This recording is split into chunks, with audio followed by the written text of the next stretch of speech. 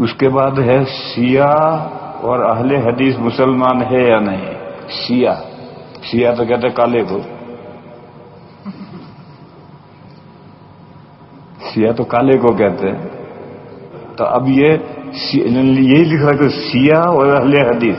سیاہ تو کالے جو ہیں بلیک، ان کا نام سیاہ ہے. اس کو کہنا ہے شیعہ، بڑی شین یا عین اور ہا، کہ یہ شیعہ جو ہیں رافضی یہ مسلمان ہیں یا نہیں، اہل حدیث مسلمان ہیں یا نہیں. اہل حدیث کے بارے میں تو میں جانتا ہوں کہ وہ مسلمان ہیں اور گمراہ ہیں. کبھی میں نے یہ بتایا تھا کہ دائرے دو ہیں، ایک دینداری کا دائرہ ہے چھوٹا، اور ایک بڑا دائرہ ہے دین کا. جو چھوٹے دائرے سے آؤٹ ہو گیا وہ فاسق ہو گیا، دیندار نہیں رہا. اور عقیدوں میں اگر الگ ہوا ہے، اہل سنہ والجماعت سے عقیدوں میں الگ ہوا تو گمراہ ہے. اور بڑے دائرے سے نکل گیا، جیسے یہ قادیانی بڑے دائرے سے نکل گئے تو وہ مسلمان نہیں رہے.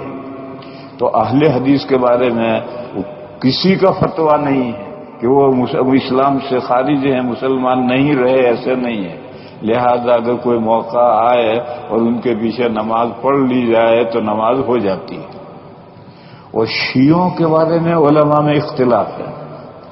ابھی حضرت مولانا محمد منظور نعمانی قدس سرہ نے ایک کتاب لکھی، ایک رسالہ لکھا ہے، اور اس میں ساری دنیا کے علماء کے اس پر دستخط ہیں کہ یہ مسلمان نہیں ہے. لیکن سب کا اتفاق بھی نہیں ہے، اس لیے کہ سعودیہ ان کے حج کے لیے آنے پر پابندی نہیں لگائی. اس نے دیکھو قادیانیوں پر پابندی ہے، قادیانی حج کو نہیں جا سکتا ہے، سعودیہ اس کو ویزا نہیں دے گی حج کا. چھپ کر چلا جائے، وہ تو ہندو بھی جاتے ہیں. اپنا پاسپورٹ مسلمان نام کا پاسپورٹ بنا لو اور پہنچو. دہلی میں سب سے بڑا قرآن کا ناشر ہے اشاعت الاسلام، وہ ہندو ہے اور اس کا پاسپورٹ ہے، وہ جاتا ہے مکہ، جاتا ہے وہاں سے آرڈر لاتا ہے، قرآن بھیجتا ہے. تو اس طرح تو قادیانی بھی چلا جائے. لیکن اگر وہ ظاہر کرے کہ وہ قادیانی ہے تو پھر گورنمنٹ اس کو حج کا عمرے کا ویزا نہیں دے گی. لیکن شیعوں کو پابندی نہیں لگائی ہے، بلکہ مدینہ منورہ میں 1/4 شیعہ ہے. مکے میں تو مجھے نہیں معلوم کہ شیعہ ہیں یا نہیں. مدینہ منورہ میں 1/4 آبادی شیعوں کی ہے. اور سعودی عربیہ میں کئی گاؤں کے گاؤں شیعہ ہیں. اس لیے جو سعودیہ کی رگ دبتی ہے ایران سے، وہ اسی لیے دبتی ہے کہ اس کے ملک کے اندر سارے شیعہ بھرے پڑے. اس لیے انہوں نے حج اور عمرے پر ان کے پابندی نہیں لگائی.